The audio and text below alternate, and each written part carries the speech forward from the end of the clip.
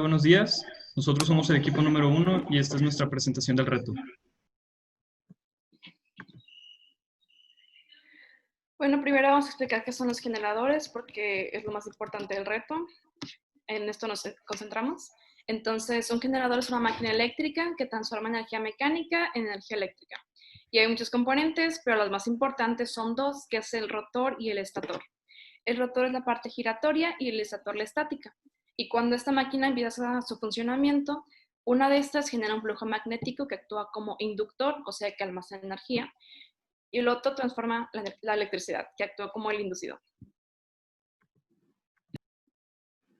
El magnetismo es un fenómeno que explica la fuerza de atracción entre partículas y materiales magnéticos.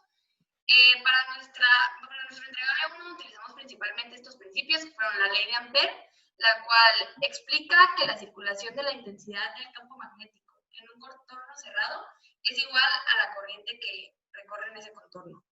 La ley de Biot-Savart, que establece principalmente cómo la electricidad genera el magnetismo, y la ley de Faraday, que fue la que utilizamos para el generador y el entregable 1 principalmente, que es la que dice el generador, que es la ley Faraday, y esta permite determinar el sentido de una corriente inducida, y dice que la corriente inducida crea un campo magnético que se puede decir la base del flujo.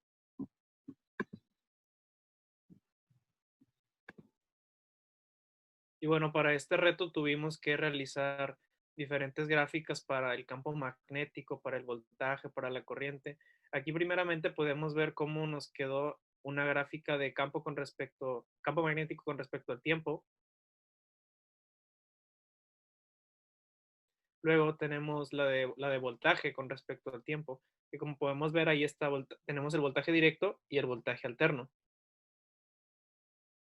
Y luego tenemos la de corriente inducida con respecto al tiempo. Y ahí tenemos igual corriente alterna, corriente directa. Podemos ver que en este tipo de movimientos, tanto como en el voltaje, cuando es alterno, varían las regiones positivas y negativas, pero en el caso de cuando es directo, podemos ver que solo el movimiento ocurre arriba del eje, en la región positiva, en los valores positivos. Después, para realizar todo este proyecto, tuvimos que tuvimos que empezar con este código.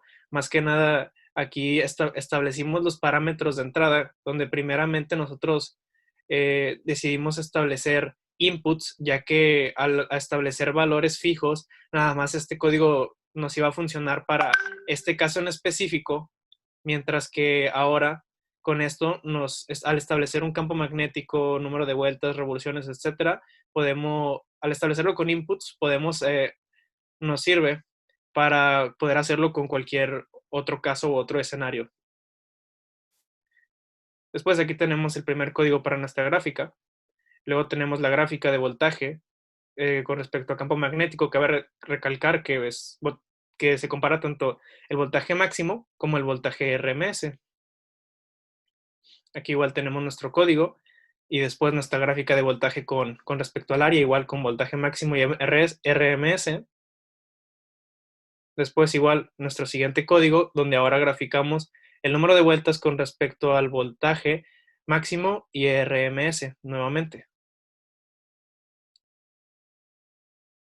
Después ahora comparamos con las revoluciones por minuto con el voltaje, con los voltajes. Y por último, tenemos una gráfica en modelado 3D donde comparamos tanto los voltajes RMS y máximos comparados con el campo magnético y las revoluciones por minuto, como ustedes pueden apreciar ahí en los ejes de la gráfica.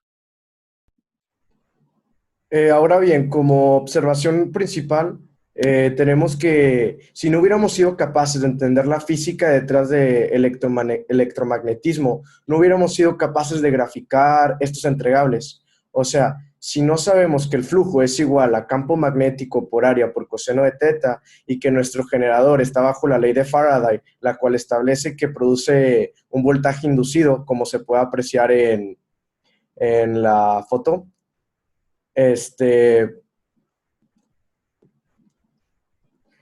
y que nuestra corriente sería igual al voltaje dividido entre la resistencia, como se puede apreciar ahí. Ok, y como otra observación tenemos que para obtener la corriente inducida sería meramente obtener el valor de nuestra FEM inducida y dividirla entre la resistencia como lo establece la ley de Ohm.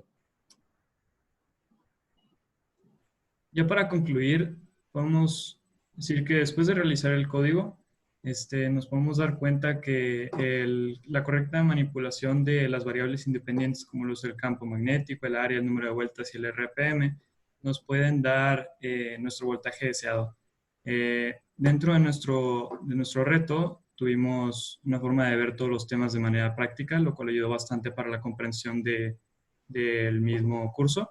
Y dentro de los problemas que tuvimos fue el de deducir los parámetros de entrada, lo cual pudimos resolver después de un tiempo, como mencionó mi compañero, con el uso de inputs, lo cual no solamente ayudó a que pudiéramos resolver el problema, sino que también nos sirviera para cualquier rango de variables que nosotros quisiéramos otorgarle. Pero bueno, esto ya sería todo de nuestra parte. Muchas gracias por escuchar.